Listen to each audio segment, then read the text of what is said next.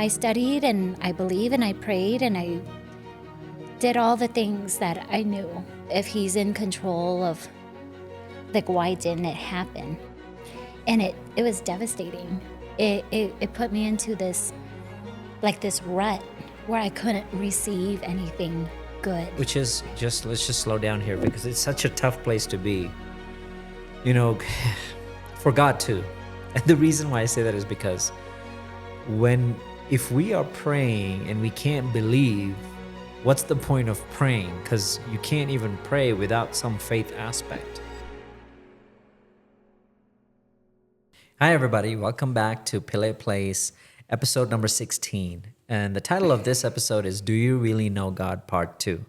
So we did a part 1 before this. And, being a businessman, I think we're just going to get to the bottom line in this one. Okay. And the bottom line is simply, no matter what the misconception is that we have about God, the bottom line is if we have a relationship and an intimacy with God, which is what he seeks and which is what we desire as well, if we have those two things, no matter what the lie or misconception is in our life, we can get through it. We can get around it. We can overcome it. We can actually get to know the truth, because in our relationship and intimacy with him, we can get the truth, right? So it's not that we are experts at knowing God. We've walked with God for a while, but it's really our relationship that has led us to the truth. I mean, we seek him through the truth. Like, we try to figure out, okay, what is the truth about this situation? What is the truth about our life? What is the truth about where we're heading? Our dreams, our desires, our goals. What is the truth about our understanding on a particular topic, especially when it comes to about him, because he will reveal it to us if we want that to be revealed to us. Yes, I think of, sometimes when we feel stuck, Yeah. or something doesn't go our way, Right. we feel misunderstood. Right. Like somebody, like we're not, Well, like nobody gets us. Yeah. Well, you started the story in the last one, in part 1 of this, and you were talking about that test. You want to finish that story? Yeah, so I'll kind of make it short. I had to take this exam that was like 4 hours long, and if I didn't pass it, I would have to wait 4 months to retake it. I studied and I believed and I prayed and I did all the things that I knew, and I didn't pass. I missed it by 2 or 3 points, and it was devastating. It put me into this rut where I couldn't receive anything good. Can you let's pause right there. What do you mean by rut? What are the thoughts? Because I think it happens to a lot of us. Well, that rut is like, I had these thoughts that were not true about God. Like he wanted, if he doesn't want me to pass this test, or Is the rut sorry to interrupt, but is it like you kind of feel stuck? yeah, and there's no movement. You're stuck in the same cycle of your ways of thinking. And the same thing happens over and over again. And the same thing happens over. And honestly, it's an easy way out of taking your own responsibility. And because I ended up blaming God. And if the ball is in God's court, then there's nothing for me to do. It's all his fault. It's all his fault. And he's not moving. And if he's in control of everything, why can't he just help me pass this test? If he's in control of the outcome, like, why didn't it happen? Yeah. And then my mind went into, maybe he doesn't want it to happen. And then it went into, I'm not good enough, when he said that I am. And maybe I need to do more than, just blaming him for everything Right. bad. Yeah. And it was like that for a couple of years. It was probably, That's a long time. Yeah, it was probably 2 years, Yeah. a year and a half, 2 years or so. And it sucked. It was a place where I couldn't have any movement. There was no hope because my hope has failed me. Right. You know, there was no, even my prayers, I couldn't believe it. Yeah. I didn't have faith in the prayers because I did pray and it didn't work. Which is just, let's just slow down here because it's such a tough place to be. You know, for God too. And the reason why I say that is because if we are praying and we can't believe, what's the point of praying? Because you can't even pray without some faith aspect, right? Because you're Well, then it praying just to somebody that becomes- you can't see, right? And for God, if Scripture says that you cannot please the Father without faith, which means there's some aspect of believing. Without believing, you cannot even please Him. Yeah, I don't know why I'm thinking of nutrition. Like, I just feel like it's like junk food. If you don't have faith in it, there's no nutrients. Right? Like, Spiritual nutrients. yeah, spiritual nutrients that. if you don't have faith in it. Yeah. And then it just has like empty calories. Yeah. So it's doing a whole lot of damage and no good. Yeah, and it kept me in that cycle for a long time. I was surrounded by awesome believers and, you know, and I felt like nobody really understood because it was always encouraging, you just got to believe. And I had a hard time believing. Yeah. And And that's actually and that made me did not want a relationship with him. it's actually not good advice. You just gotta No. believe. You know, sometimes it is. I mean, I don't want to knock it. I'm just Well, saying it sounds so easy. it sounds so easy. You can't make things sound so easy when people have their own walk. Like it's very unique to the person, right? Yeah, and I think when I think about relationship, I think of, okay, like I know I have relationships or not relationships or yeah, I guess kind of relationships. Like I know other people, right? But I know you. Yeah. Like there's relationships that I just like, oh yeah, I know this person is, or like, oh yeah, I've went out to lunch with them or whatever. But the intimacy with the Lord is so important, and that's what I was staying away from. Yeah. That was what I was not seeking. I was seeing him as a genie. Like, Lord, I prayed for this now. You know, Go do it. Go do it. But there was no relationship. Yeah, and here's why I actually don't like the comment "just believe," because it's almost like an action item. Yeah. Go believe this. This is your action item. Go do this. Right? It's a work, and it's a task. And Yeah, imagine being in a relationship that feels like a task. Yeah, you can't keep up. Yeah. Right? And that's really, I'm glad you said that. Because that's literally the relationship that we have with our God. It's not a task, it's not a do, it's not a chore. No. It's Can you imagine? It's truly a relationship. It's like it's A to-do list. I mean it's completely opposite of a to-do list. It's like I like hanging out with you. Right? We went on a vacation and then we went on 2 more right afterwards because we liked hanging out with each other. We could finally leave the kids at home. Mm-hmm. But moreover, that's actually how God is. Relationship and intimacy is really hanging out with Him. Yeah. And we should talk about what it looks like practically. But you were going to say something. Yeah. Well, back to that time where it just felt like I was in this rut and I didn't have a relationship with him anymore at that time. Yeah. And I remember he pursued me.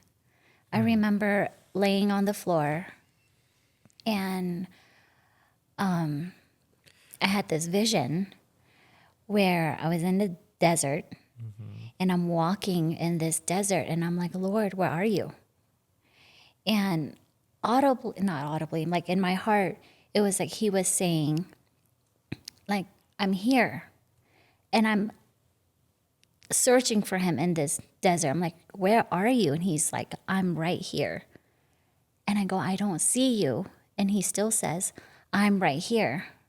And then I see this big hand And I started like tearing up. And I remember this big hand just scooping me up from the sand. And he said, I'm right here. And I go, I'm like mad at you. And then this hand puts me down. And I was very passive aggressive because I was like, but Lord, I need you. Like, I want you. And then this hand scoops me up again. And I was like, but I don't get it. I'm so mad that I can't pass this test. Yeah. And then it goes back. And then he like drops me back down on the sand. And that's after a couple of times of that, I realized how passive aggressive I was. Yeah. It's like, I need you. I want you. I love you, Lord. And then at the same time, being very mad that I'm like blaming this on him. Right. And then afterwards, I, opened my eyes and told you about it. Right. Went into that test, and the only thing I had on my note was love never fails. Yeah. You wrote that down on your paper where you took the exam. Yeah, and it's the only time I didn't study.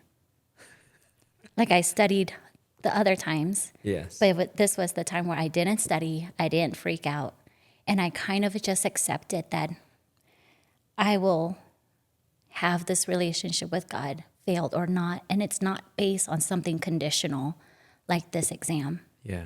That's not how I want to have my relationship with him to be. Right. And that's when I passed. Yeah. That's awesome. So for those folks that are new or don't know how this works, how do you establish a relationship with God? How do you establish a relationship with God? It's not, I think we try to make it so like it's some really crazy thing, but it's really establishing relationship with anybody. Yeah. Like, when we got to know each other, it was, I just wanted to get to know you, Yeah. right? I wanted to know what you think. I want to know what your dreams are. I want to know what your goals are. I want to know Right. what you want in the future. I just wanted to be with you Right. and be in your presence. Yeah. It didn't matter. It wasn't like a relationship off of request. Yeah. It was just getting to know you. Yeah. And we try to make it so hard, like it's like some big thing on getting to know God, but it's really like establishing any relationship is connecting with them and getting to know them Yeah. without making it so complicated and without it being like a to-do list. Imagine if you become a to-do list, It's a lot of work.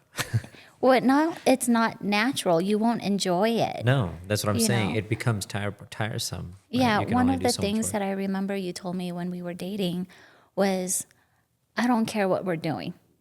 Even if we're in the same room doing absolutely nothing and just studying together. Like, that was fun. Yeah. That was enough. Yeah. And we don't have to make it so complicated. Right. He actually made it very simple He to reach did. out to him. And I want to encourage some of our viewers right now, if you're just wondering how this relationship with a God works, first of all, we believe that Jesus is Lord. There's only one God. We have an episode about that, and we'll link it down below in the comments. But more importantly, his Bible states that if two or more are gathered in my name, which means that if two or more are acknowledging me, there I am with you. Mm-hmm.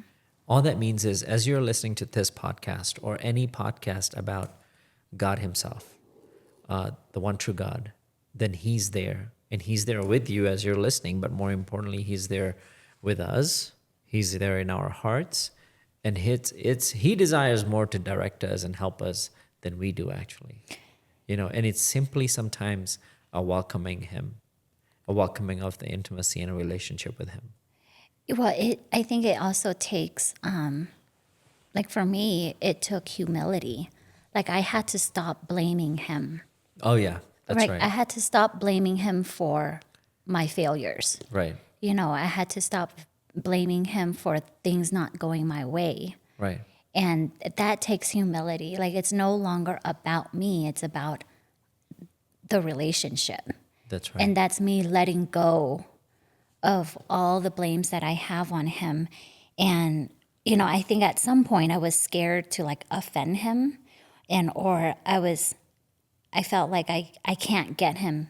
I can't offend him or be mad at him. But the truth is, he can handle it. Yeah. Like, he can totally handle all my tantrums. Yeah. You know, like I said in the first episode, I was a kid, like at Target, stomping my feet because I didn't get what I want. Yep. But he can handle it. Just like as a parent, our kid have a meltdown or a tantrum, like we can handle it.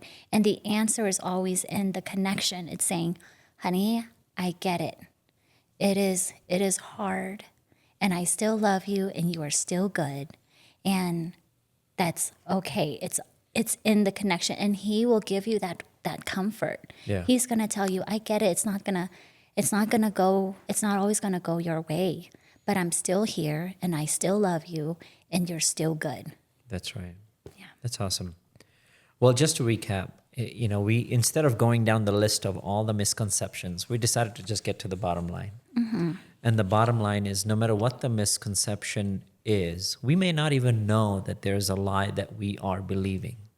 We may not know that, because it could be very circumstantial, it could be very personal, or it could be very broad, that God is this way when he's not. But one of the best ways, if not not one of the best ways, it's probably the best way to actually come to the truth about the situation, about God, about whatever it is personal that you're going through, is actually welcoming a relationship with him. It's back to your intimacy with God himself. Yeah. Right? And just spending time with him, hanging out with him. Because when you hang out with the truth, you attract the truth, you receive the truth, and truth makes us free. Yeah, and a quick example of like relationship or intimacy with